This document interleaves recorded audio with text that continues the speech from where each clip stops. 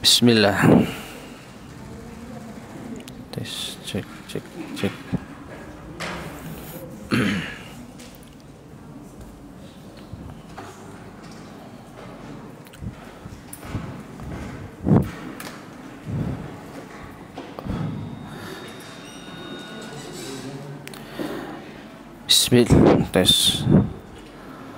Bismillahirrahmanirrahim.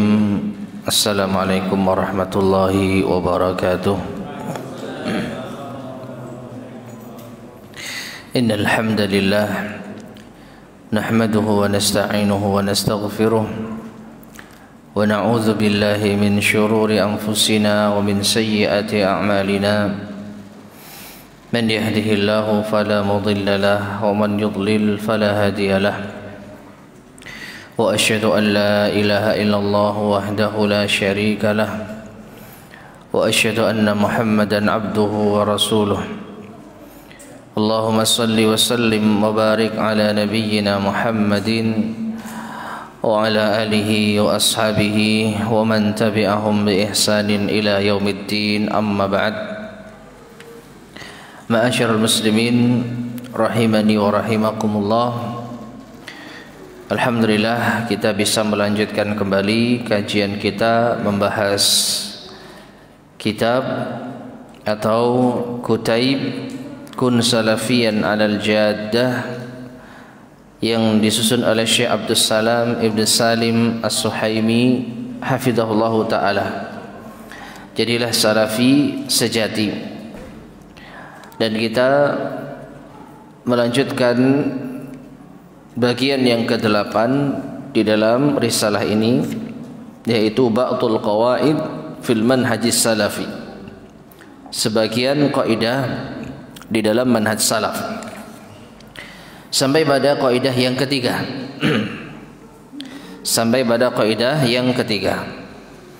Qala al-muallif hafizahullah salisan,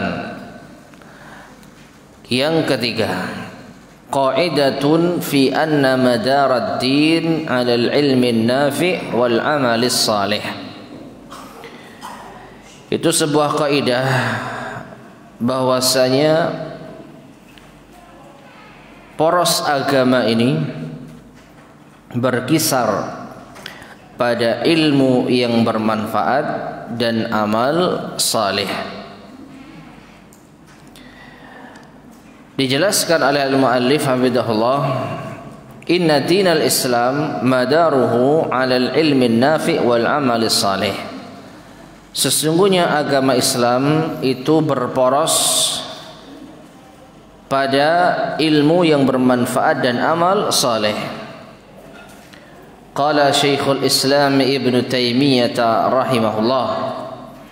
Syekhul Islam Ibn Taimiyah rahimahullah berkata, wassalahu munhasirun fi naw'aini. Dan kebaikan itu terbatas pada dua perkara, fil ilmi nafi' wal amali salih, pada ilmu yang bermanfaat dan amal saleh. Wa qad ba'atha Allahu Muhammadan sallallahu alaihi wasallam bi afdala atau bi afdali dzalik. Dan sungguh Allah Subhanahu wa taala telah mengutus Nabi Muhammad sallallahu alaihi wasallam dengan yang paling afdal di dalam hal ini, yaitu beliau adalah orang yang paling berilmu dan yang paling beramal saleh. Wa huwal huda wa dinul haq, yaitu petunjuk dan amal saleh. Liyudhhirahu 'ala ad-dini kulli, agar Allah menangkan di atas agama yang lainnya. Ya, huwallazi, dialah Allah yang telah mengutus Nabi kita Muhammad sallallahu alaihi wasallam, walladzi arsala rasulahu bil huda wa dinil haq liyudhhirahu 'ala ad-dini kulli. Dialah Allah yang telah mengutus rasulnya dengan agama yang hak dan dengan amal saleh. Ya. Bil huda wa dinil haq, dengan petunjuk dan agama yang hak. Agar Allah tampakkan, agar Allah menangkan di atas agama keseluruhan. Fal huda, maka yang dimaksud dengan al huda al ilmun nafi, yaitu ilmu yang bermanfaat. Wa dinul haq, dan yang dimaksud dengan agama yang hak adalah al amalus saleh, yaitu amal yang saleh.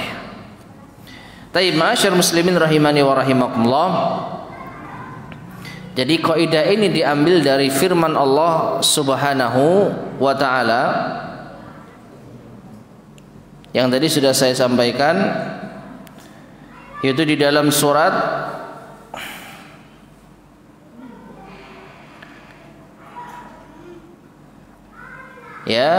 surat diantaranya surat Al-Fath ayat yang ke-28. Demikian pula surat As-Saff ayat yang ke-9. Demikian pula surat At-Taubah ayat ke-33.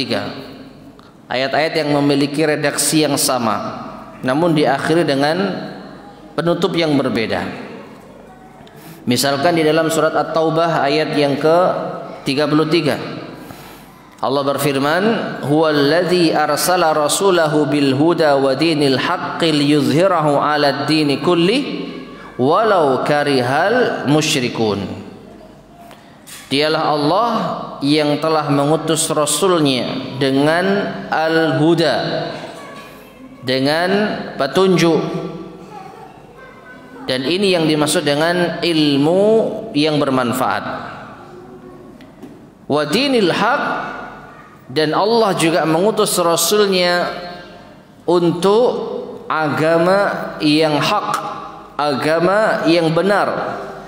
Dan ini yang dimaksud dengan amal saleh. Untuk apa? Liyuzhirahu 'alad dini kullih, agar Allah menangkan agama ini di atas seluruh agama yang ada, walau karihal musyrikun, meskipun orang-orang musyrik membencinya.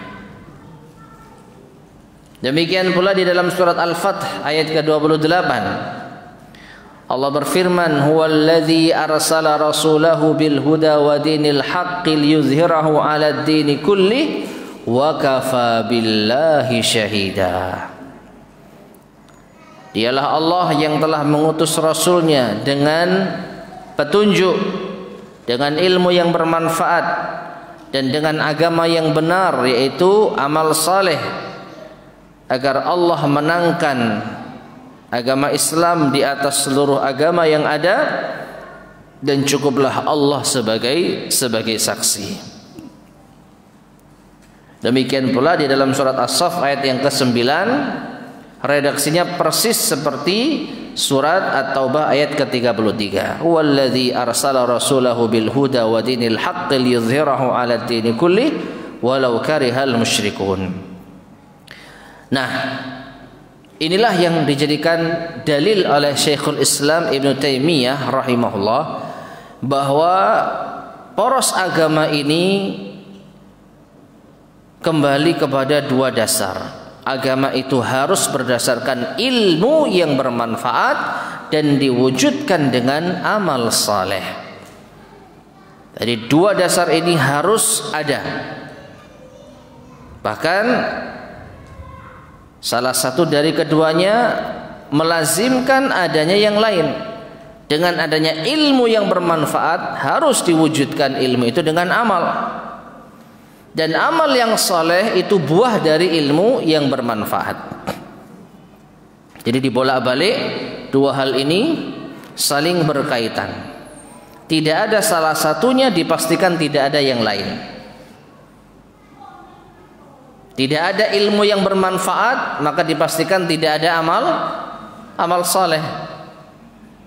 Dan tidak ada amal saleh, dipastikan tidak ada ilmu yang bermanfaat.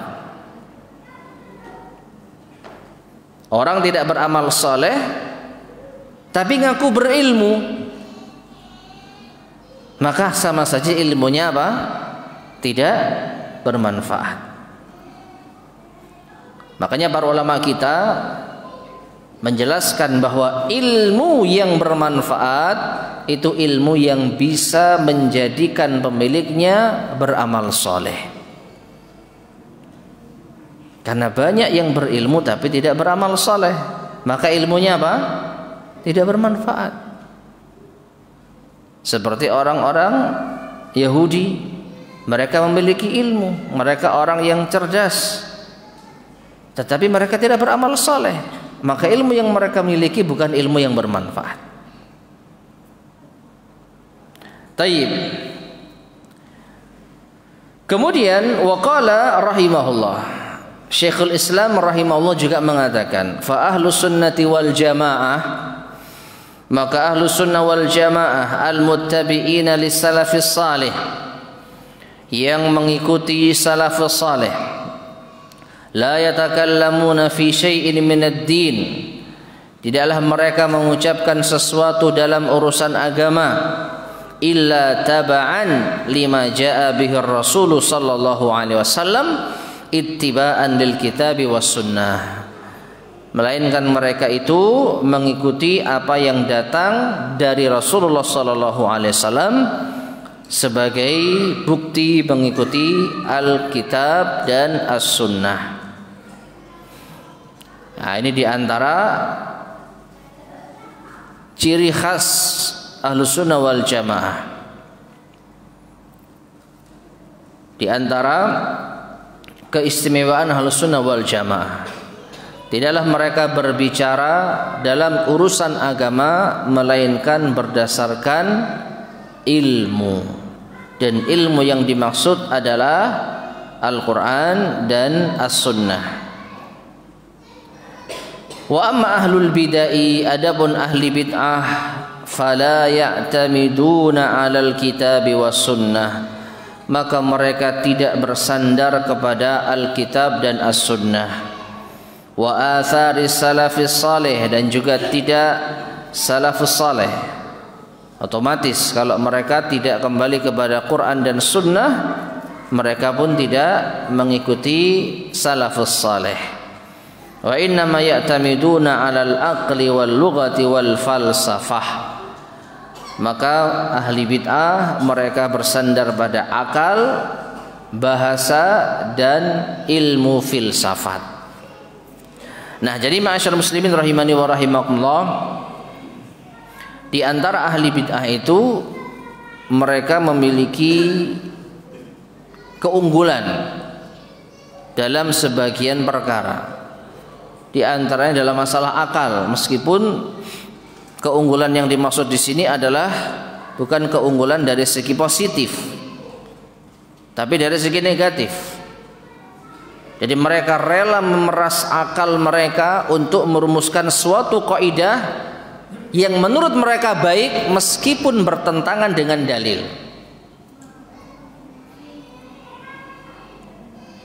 Jadi justru mereka itu beranggapan agama ini harus sesuai dengan akal. Jadi bagaimana caranya?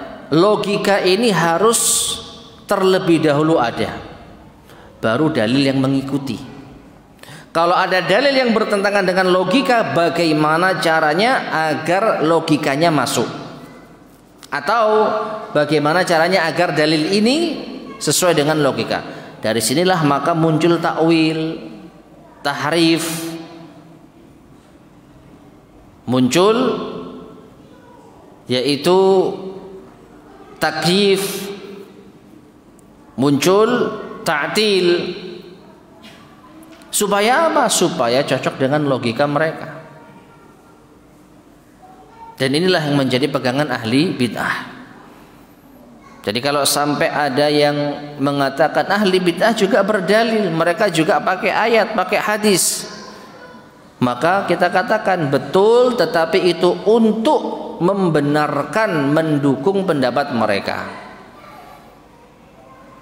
apapun ayat ataupun hadisnya yang tidak sesuai dengan pendapat mereka, bagaimana caranya agar sesuai dengan pendapat mereka. Mau tidak mau akhirnya apa? Ditakwil, dipalingkan maknanya. Demikian pula mereka juga jago dalam urusan bahasa.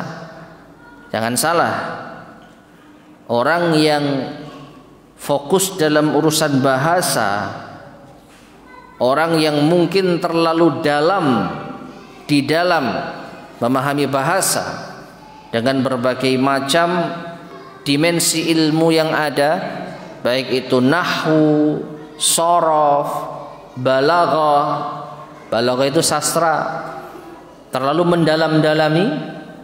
Demikian pula banyak merujuk kepada syair-syair yang dibawakan oleh orang-orang Arab terdahulu yang kebanyakannya itu berisi pujian yang berlebihan atau bahkan dusta, sebagaimana pengakuan mereka sendiri.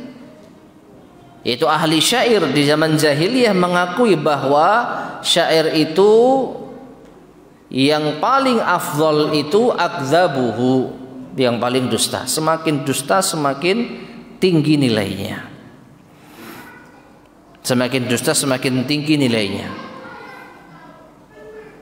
Nah, jadi jangan sampai kita memahami bahwa bahasa ini hal yang di atas segala-galanya. Tidak, bahasa ini hanya sebagai pengantar kita memahami.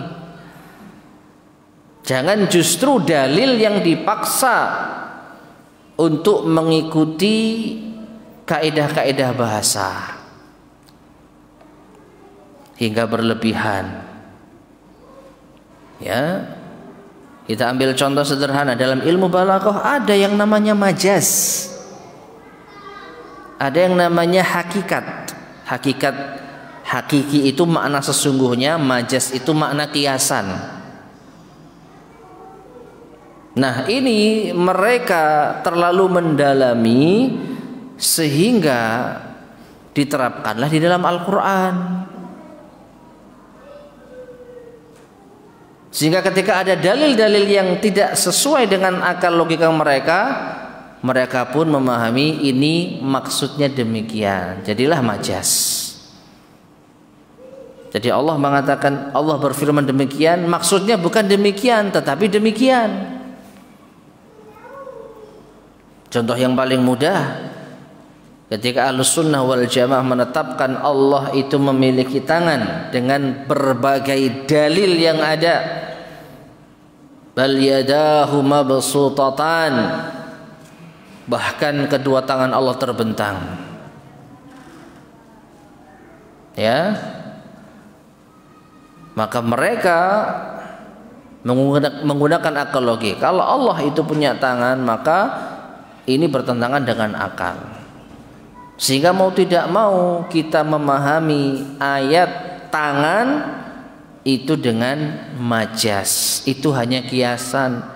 Yang dimaksud Allah memiliki tangan adalah Allah memiliki kekuasaan. Terpeleset gara-gara apa? Bahasa. Sahih, Al-Quran diturunkan di dalam bahasa Arab, sehingga wajib bagi kita untuk ingin memahami Al-Quran dan Sunnah dengan benar, wajib tahu bahasa Arab. Bagaimana kaidah-kaidah dalam bahasa Arab agar kita memahami dengan baik, namun tidak terlalu berlebihan, sehingga menjadikan bahasa itu sesuatu yang lebih tinggi daripada dalil itu sendiri. Jadi kalau ada ayat yang bertentangan dengan logika dan bahasa, mereka kembali kepada logika dan bahasa. Itulah ahli bid'ah. Apalagi mereka juga bersandar pada ilmu falsafah. Ilmu falsafah, ilmu yang dibangun di atas logika, akal. Nah, inilah ma'asyar muslimin rahimani wa rahimakumullah. Ahlus Sunnah wal Jamaah memiliki kaidah di dalam beragama harus berdasarkan ilmu yang bermanfaat dan amal yang saleh. Ilmu yang bermanfaat, Quran, Sunnah, sesuai dengan pemahaman salaful ummah. Yang dengan itu terwujudlah amal saleh. Rabi'an, yang keempat, qaidatun fi anna atau inna dar'al mafasidi muqaddamun ala jalbil masalih. Kaidah yang keempat adalah menolak mafsadah itu didahulukan daripada meraih maslahat. Menolak mafsadah itu lebih didahulukan dibandingkan meraih maslahat. Ma'asyiral muslimin rahimani wa rahimakumullah, di sini al-muallif hafizahullah taala membawakan setidaknya 3 dalil tentang kaidah ini. Wad-dalilu li hadhil qa'idati awalan, dan dalil tentang kaidah ini yang pertama, qauluhu ta'ala, firman Allah taala dalam surat Al-An'am ayat 108. Allah berfirman, wala tasubbul ladzina yad'una min dunillah fayasubbullaha adwan bighairi ilm. Yang artinya, dan janganlah kalian mencela sesembahan-sesembahan yang mereka sembah selain Allah, sehingga mereka akan membalas mencela Allah dengan permusuhan dan tanpa ilmu. Perhatikan, ayat ini mengandung larangan mencela sesembahan yang disembah oleh orang-orang musyrik, karena dikhawatirkan mereka akan membalas mencela Allah tanpa ilmu dengan permusuhan. Faharramallahu sabba alihatil musyrikin. Maka Allah melarang, mengharamkan pencelaan terhadap tuhan-tuhannya orang musyrik, sesembahannya orang musyrik. Ma'akauni sabbi ghaidan wa hamiyatan lillah. Padahal mencela sesembahan mereka itu bentuk marahnya kita dan pembelaan kita kepada Allah, wa ihanatan li alihatihim, dan sebagai perendahan terhadap berhala-berhala dan sesembahan mereka. Ini yang dimaksud maslahat yang ingin didapatkan. Pembelaan terhadap Allah sekaligus perendahan terhadap sesembahan selain Allah. Namun ini bisa menjadi dzari'atan, sebab ila sabbihim Allah Ta'ala, yang menjadikan mereka justru mencela Allah Subhanahu wa Ta'ala, sehingga wa kana maslahatu tarki masabbatillahi ta'ala arjah min maslahati sabbina alihatihim atau alihatahum. Maka kemaslahatan agar mereka tidak mencela Allah itu lebih didahulukan, lebih kuat dibandingkan dengan kemaslahatan mencela mereka. Ma'asyiral muslimin rahimani wa rahimakumullah, mari kita pahami sisi pendalilan ayat ini. Mencela sesembahan selain Allah itu maslahat atau tidak? Maslahat atau tidak? Berarti sesembahan selain Allah harus dipuji, harus dibiarkan, harus dimaklumi. Ya tidak? Harus dipuji. Berarti harus apa? Dicela. Ya. Jadi mencela sesembahan selain Allah itu maslahat. Yang dengan itu kita membela Allah, membela agama Allah, memurnikan tauhid sekaligus merendahkan segala sesembahan selain Allah. Dzalika bi anna Allaha huwal haq wa anna ma yad'una min dunihi huwal batil. Yang demikian itu karena Allah adalah al-haq, sedangkan yang disembah selain Allah itu batil. Nah, untuk mewujudkan pembelaan terhadap Allah dan perendahan terhadap sesembahan selain Allah yang batil, di antaranya mencela sesembahan selain Allah. Namun ternyata imbas dari pencelaan kita terhadap sesembahan selain Allah menimbulkan sebuah mafsadah. Apa? Mereka balas mencela Allah Subhanahu wa taala dengan lebih keji dan tanpa ilmu. Oleh karena itu Allah Subhanahu wa taala melarang kita mencela sesembahan mereka, bukan karena enggak boleh,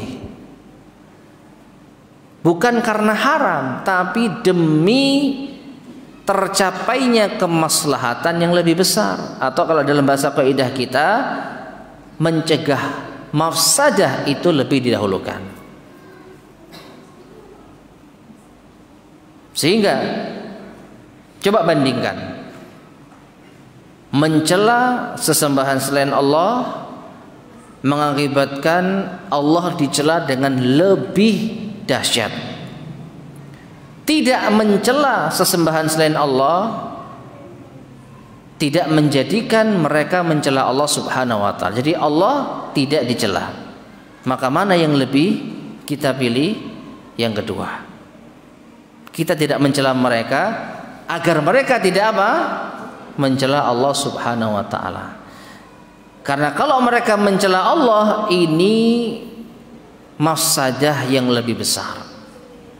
Apa untungnya kita mencela mereka kalau ternyata mereka membalas mencela Allah dengan lebih keji? Nah, itu penerapan kaidah ini. Dalil yang kedua, wa jaa fi hadits Aisyah radhiyallahu anha, telah datang dalam hadis Aisyah radhiyallahu anha, anna Nabiy sallallahu alaihi wasallam qala, bahwasanya Nabi sallallahu alaihi wasallam bersabda, ya Aisyatu, wahai Aisyah, laula anna qaumaki hadithu ahdin bi jahiliyah, seandainya bukan karena kaummu baru saja meninggalkan perangai jahiliyah, baru saja meninggalkan kesyirikan, baru saja meninggalkan urusan-urusan jahiliyah, la amartu bil bait, tentu aku akan perintahkan mereka untuk membangun ulang Ka'bah. Fahudima, sehingga Ka'bah itu akan dirobohkan dulu. Fa'adghaltu fihi ma ukhrija minhu, lalu aku akan masukkan apa yang sebenarnya itu menjadi bagian Ka'bah. Wa alzaqtuhu bil ard, dan aku akan turunkan Ka'bah itu sejajar dengan tanah. Al hadis muttafaqun alaih. Hadisnya disepakati kesahihannya oleh Bukhari dan Muslim. Ma'asyiral muslimin rahimani wa rahimakumullah. Sebelum kita baca penjelasan dari al-mu'allif hafizahullah, maka terlebih dahulu sekedar informasi bahwa Ka'bah yang ada saat ini itu sebenarnya Ka'bah yang telah direnovasi oleh orang-orang Quraisy 5 tahun sebelum masa kenabian. Jadi Ka'bah yang dibangun oleh Nabi Ibrahim dan Nabi Ismail alaihissalam itu wujudnya tidak seperti Ka'bah saat ini. Tapi karena kondisi Ka'bah di saat itu sudah mulai rapuh dindingnya, maka orang-orang Quraisy berniat untuk merenovasinya. Dan mereka sepakat bahwa tidak boleh ada harta haram dalam renovasi Ka'bah ini. Jadi mereka meskipun orang-orang jahiliyah, mereka sebenarnya tahu halal haram. Mereka tahu pekerjaan-pekerjaan yang haram, misalkan riba, kemudian judi, kemudian ngerampok, kemudian upah perzinahan. Itu mereka tahu haram meskipun mereka melakukannya. Cuman untuk bangun Ka'bah jangan ada uang haram. Akhirnya mereka merenovasi Ka'bah, membangun Ka'bah. Namun ketika penyempurnaan Ka'bah yang kita kenal sekarang dengan Hijr Ismail, yang harusnya itu tinggi sejajar dengan Ka'bah yang segi 4, ternyata mereka kehabisan dana.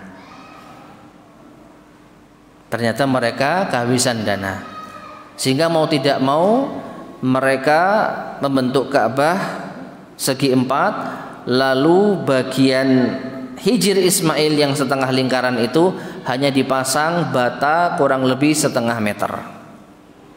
Karena kondisi saat itu kehabisan dana yang halal.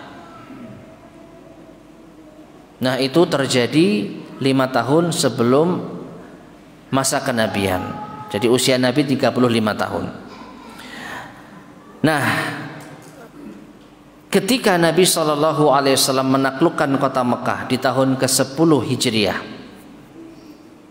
atau di tahun ke-8 Hijriah, tidak lama setelah itu Nabi SAW berangan-angan, seandainya kita kembalikan lagi bangunan Ka'bah seperti yang dibangun oleh Nabi Ibrahim, tentu akan baik. Tapi terbentur suatu permasalahan apa? Dikhawatirkan orang-orang akan memprotes. Karena mungkin orang-orang belakangan tahunya Ka'bah yang ada ya seperti ini. Ka'bah yang ada ya seperti sekarang ini. Berapa tahun itu? 5 tahun sebelum masa kenabian sampai 8 Hijriah. 5 tambah 13 tambah 8 berapa? 5 tambah 13 tambah 8 berapa? Bisa hitung-hitungan enggak? Ayo. 5 tambah 13 18 tambah 8 26 tahun. Jadi 26 tahun Ka'bah itu berdiri seperti ini adanya. Nah, Nabi SAW mengatakan, seandainya bukan karena kaummu baru lepas dari masa jahiliyah, aku akan runtuhkan kembali Ka'bah lalu dibangun sesuai dengan pondasi Nabi Ibrahim alaihissalam. Fa fi hadzal hadis, maka di dalam hadis ini dalalatun, terdapat dalil zahiratun yang jelas ala makna hadhil qaidah, atas makna qaidah ini.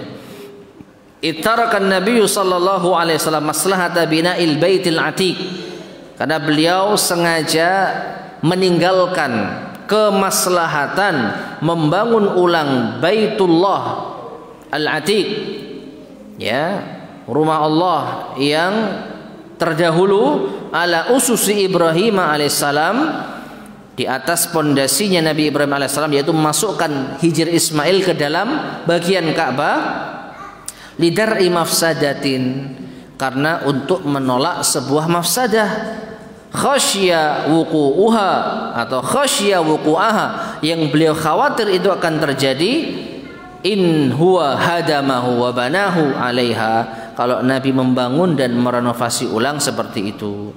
Apa itu? Wahya nufurun nasi anil Islam, dikhawatirkan orang-orang akan lari dari Islam.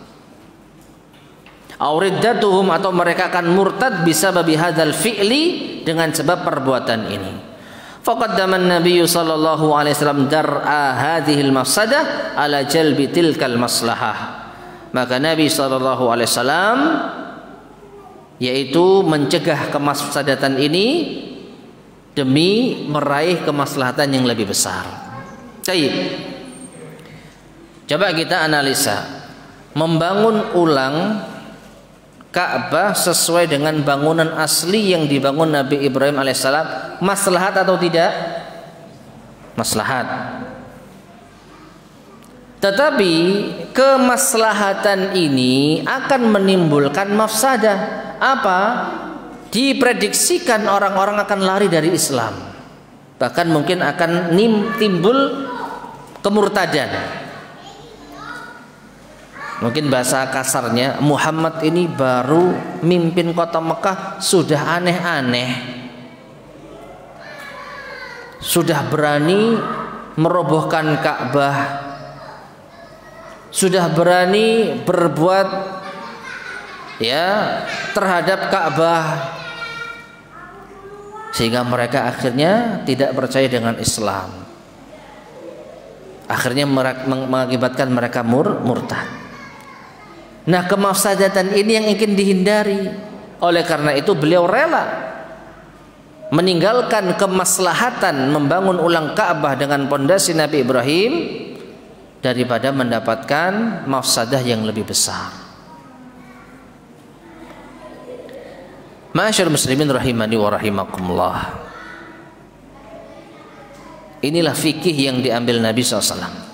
Jadi beliau membiarkan Ka'bah apa adanya agar tidak ada kesan beliau itu berbuat semena-mena. Baru memimpin kota Makkah sudah melakukan tindakan-tindakan semaunya. Namun ma'asyiral muslimin rahimani wa rahimakumullah, ada hal yang cukup menarik.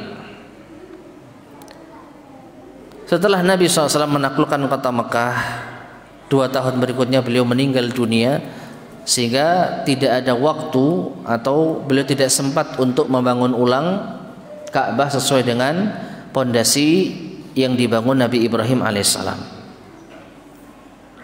Dan ini berlangsung sampai masa kekhalifahan, yaitu yang keempat. Seingat saya demikian. Lalu muncullah pemerintah atau penguasa setelahnya yang memahami hadis ini dan merasa ini isyarat kalau orang-orang itu sudah mantap keislamannya, mereka tidak akan protes kalau ada renovasi Ka'bah yang diinginkan oleh Nabi SAW. Sehingga direnovasilah Ka'bah kembali ke wujud yang dibangun oleh Nabi Ibrahim alaihissalam. Saya lupa di tahun keberapa, yang jelas pernah Ka'bah itu sepeninggal Rasulullah SAW dibangun ulang sebagaimana pondasi Nabi Ibrahim alaihi assalam. Namun Allah menguji kaum muslimin. Datang setelahnya pemimpin yang mengembalikan lagi Ka'bah seperti renovasinya orang-orang Quraisy 5 tahun sebelum masa kenabian. Karena urusan apa? Persaingan kepemimpinan. Jadi kekuasaan ini dimanfaatkan untuk alat politik. Pemimpin yang lama renovasi Ka'bah, sekarang saya yang mimpin, ya saya berhak untuk merenovasi Ka'bah. Intinya mungkin pencitraan, menunjukkan saya juga punya kuasa untuk berbuat sesuka saya terkait dengan Ka'bah. Murni itu tanpa ilmu, murni itu hawa nafsu. Setelah era kepemimpinan ini berakhir, datanglah kepemimpinan yang lebih baik. Kira-kira gimana? Dibalikkan lagi enggak? Kalau kita gimana?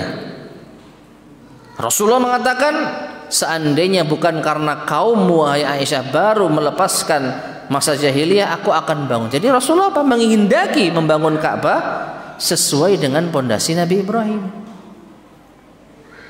Dan pemimpin setelahnya itu faham ini keinginan Rasulullah SAW. Lalu apa yang terjadi?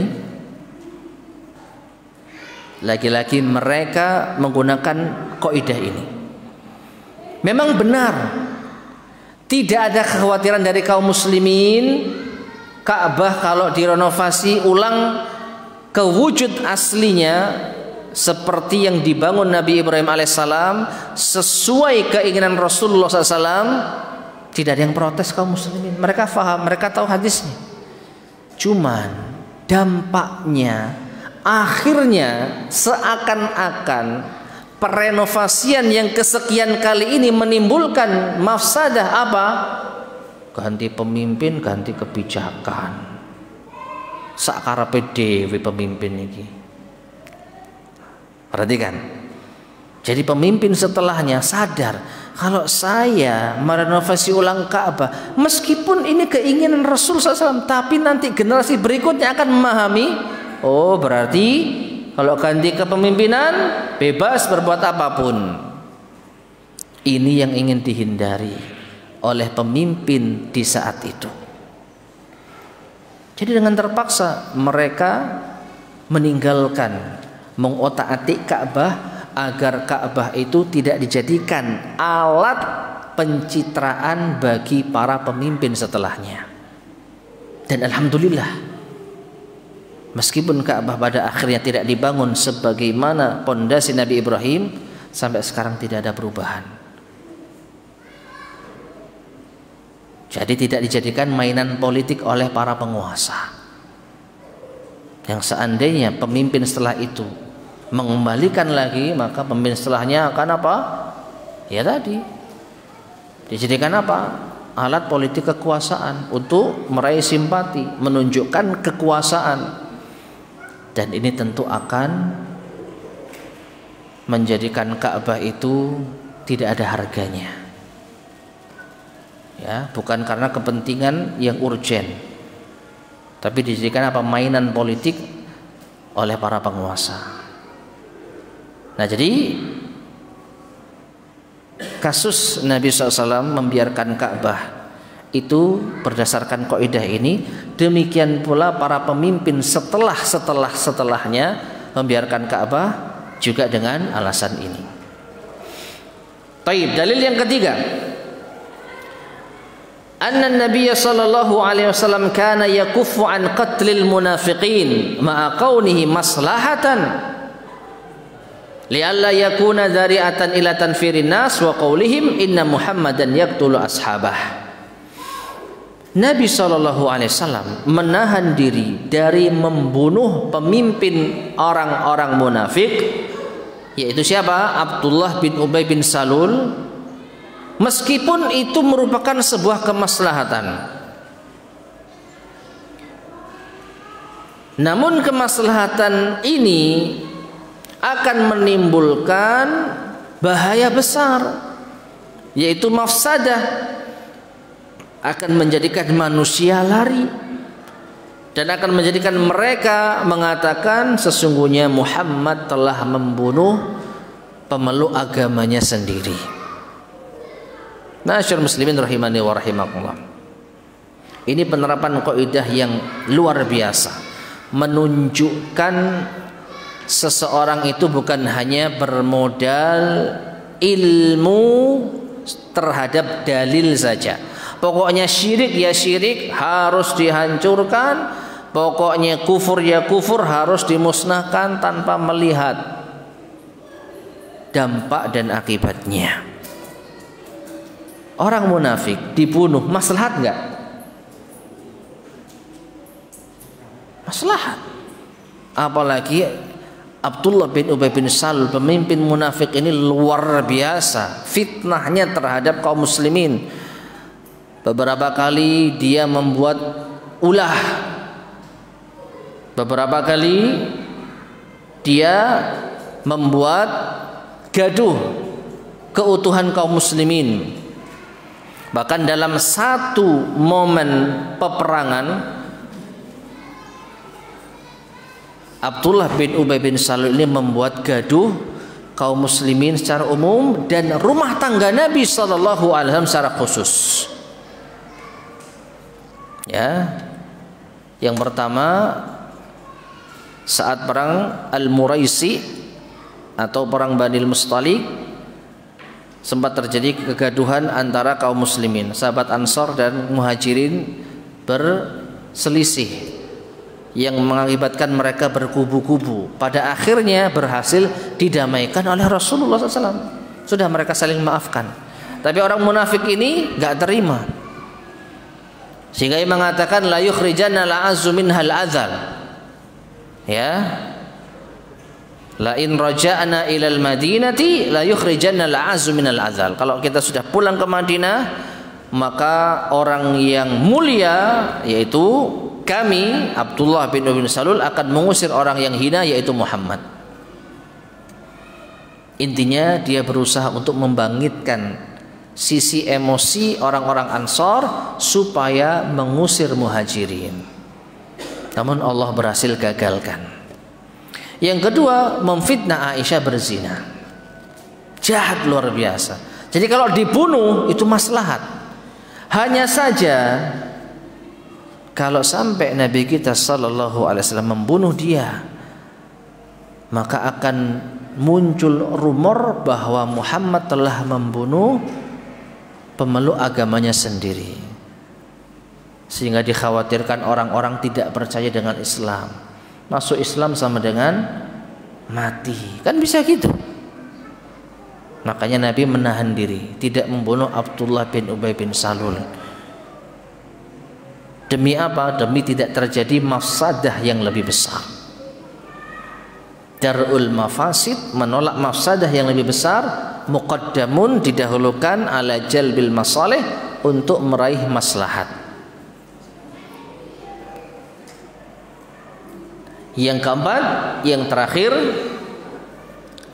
di antara penerapan atau dalil dari kaidah yang tadi kita sebutkan, nahyuhu sallallahu alaihi wasallam an qatlil umara. Nabi sallallahu alaihi wasallam melarang umat Islam untuk membunuh atau memerangi para pemimpin. Wal khuruji 'alal a'immati, dan Nabi sallallahu alaihi wasallam melarang kita untuk keluar dari ketaatan terhadap para imam. Wa in zalamu, meskipun mereka zalim, ma aqamus shalah, selama mereka masih sholat. Ada seorang sahabat yang bertanya ketika melihat pemimpin yang zalim, apakah kita wajib menghunuskan pedang kepadanya? Maka Nabi SAW mengatakan, la, jangan, ma aqamu fikumus shalah, selama mereka masih mendirikan salat di tengah-tengah kalian. Dalam sebagian riwayat, jangan, illa antara kufran bawahan indakum minallahi fihi burhan. Jangan kau perangi mereka kecuali engkau melihat mereka melakukan kekufuran yang nyata di sisi Allah, ya, indallahi kufran bawahan indakum minallah. Mereka melakukan kekufuran yang nyata di sekitar kalian berdasarkan keterangan dari Allah, fihi burhan, dan terdapat bukti nyata. Jadi begitu detail Nabi SAW memberikan keringanan, boleh membunuh mereka, memerangi mereka dengan syarat ini, dan syarat ini syarat yang sangat-sangat sulit untuk dipenuhi. Sudah Isya ya? Adzan terlebih dahulu. Silakan. Selanjutnya kita teruskan sedikit insyaallah.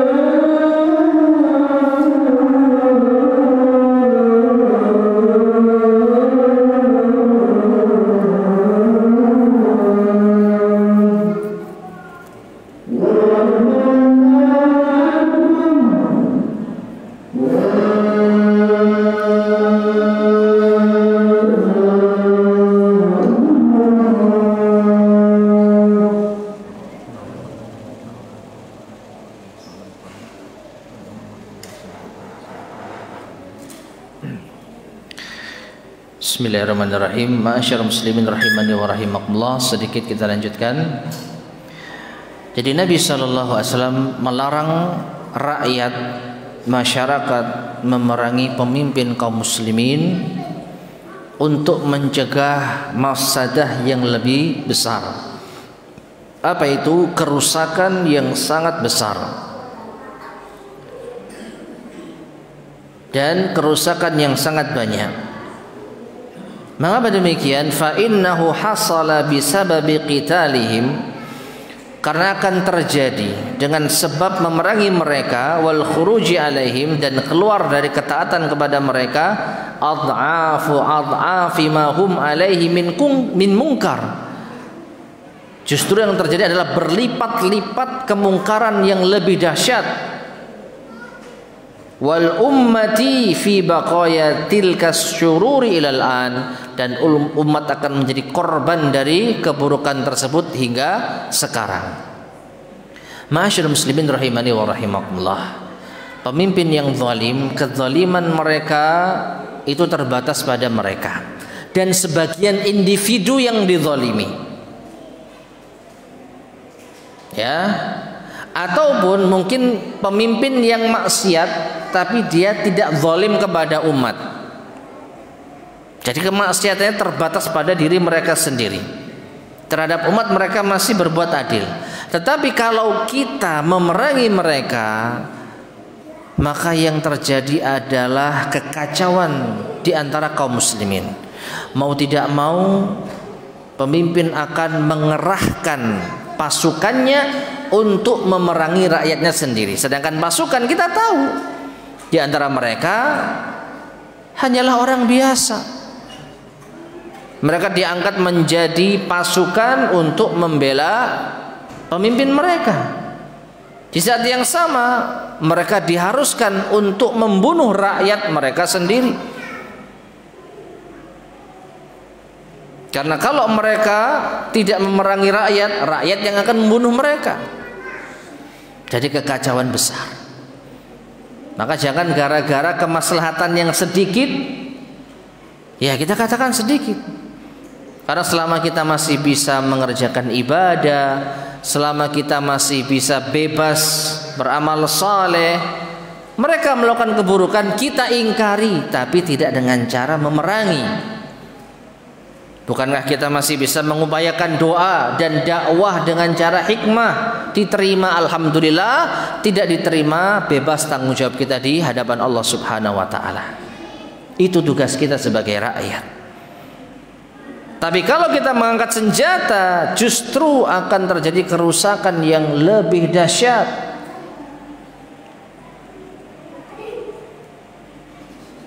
Dan ini yang terjadi di sebagian negeri Islam di saat ini. Ya, karena mereka melakukan pemberontakan di sebagian negeri, maka terjadilah kerusakan yang ada. Waliyadzubillah.